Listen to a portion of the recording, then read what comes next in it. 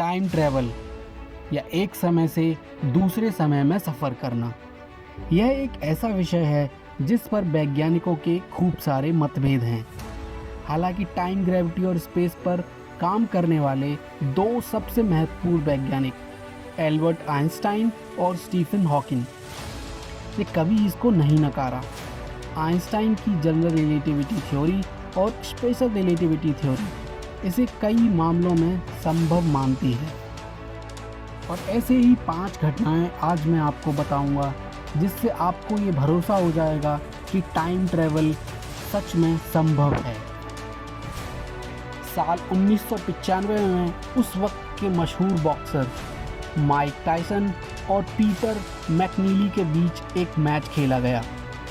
ये मैच एक सामान्य बॉक्सिंग मैच था, लेकिन जब इसकी फुटेज को ध्यान से देखा गया तब सभी को इसमें कुछ अटपटा नज़र आया। मैच की इस फुटेज में साफ दिखाई दे रहा है कि एक आदमी स्मार्टफोन जैसी किसी डिवाइस से टायसन की तस्वीरें उतार रहा है, जबकि उस वक्त काफ़ी बड़े और एंटीना वाले फ़ोन्स के अलावा स्मार्टफोन्स की कल्पना करना भी मुश्किल था। इस फुटेज की जांच की गई, लेकिन इसमें किसी भी तरह की कोई छेड़छाड़ नहीं पाई गई। तो जब उस वक्त स्मार्टफोन थे ही नहीं, तो उस मैच को कौन रिकॉर्ड कर रहा था, कौन टायसन की तस्वीरें उतार रहा था? ये सवाल इस बात पर सोचने को मजबूर कर देता है कि सच में वो यात्री जो उसकी तस्वीरें ले रहा था समय यात्रा करके वहाँ आया था। दूसरी घटना है साल 1928। चार्ली चैपलिन की एक फिल्म रिलीज़ हुई, सर्कस, जो बॉक्स ऑफिस पर हिट साबित हुई।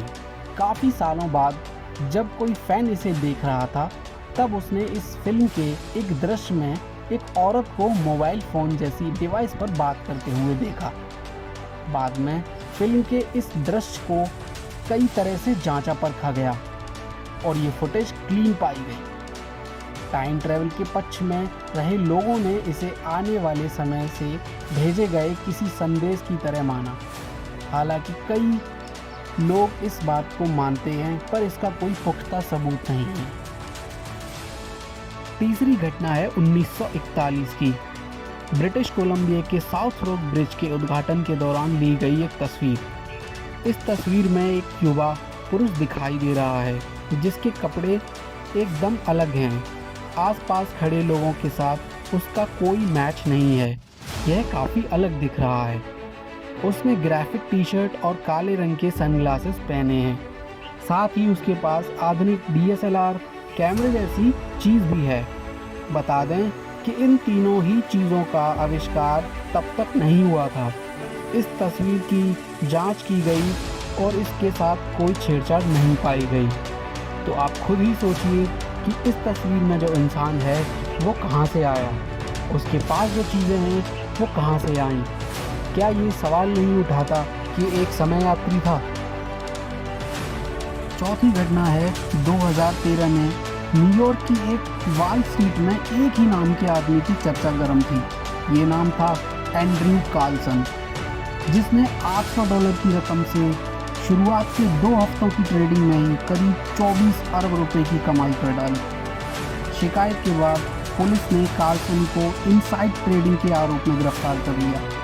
कार्लसन ने पुलिस को बताया कि वो जानता था कि कौन कौन से शेयर ऊपर जाएंगे, क्योंकि वो साल 2256 से आया है। पुलिस ने उसकी बात को सीरियसली नहीं लिया। उस पर केस चलता रहा और करीब 1 महीने के बाद वो बेल पर बाहर आया। इसके कुछ ही दिनों बाद वो और उसके बेल कराने वाले व्यक्ति गायब हो गए। दोनों में से किसी से भी जुड़े ना तो कोई रिकॉर्ड मिले और ना ही कोई सबूत। तो क्या ये इस बात का इशारा नहीं करते कि वो व्यक्ति भी टाइम ट्रैवल करके इस समय में आया था जिसने इतना सारा पैसा कमाया? पांचवी घटना है 1950। वॉल स्ट्रीट पर एक अजीब सा इंसान दिखाई दिया जो हर चीज़ को घूर घूर कर देख रहा था। सामने से आती हुई एक गाड़ी को उसने घूरना शुरू किया और वो वहाँ से हटा ही नहीं और गाड़ी से टकरा गया। टकराते ही उसकी वहाँ मृत्यु हो गई। इस व्यक्ति की जेब से पुलिस को 19वीं सदी के इस्तेमाल किए जाने वाले कुछ रुपए और 1976 का लिखा हुआ एक पत्र और बिजनेस कार्ड बरामद हुआ, जिस पर उसका नाम रुडोल्फ फैट्स लिखा था।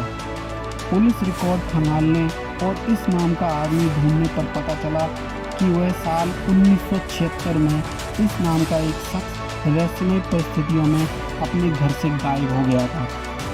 तो क्या वो उस समय गायब होके एक समय में पहुंच गया था? ऐसी कई सारी घटनाएं हैं जो समय यात्रा की ओर संकेत करती हैं। ऐसी और घटनाओं के बारे में अगर आप जानना चाहते हैं तो कमेंट बॉक्स में ज़रूर बताएं। मैं इसका सेकंड पार्ट लेके आऊँगा।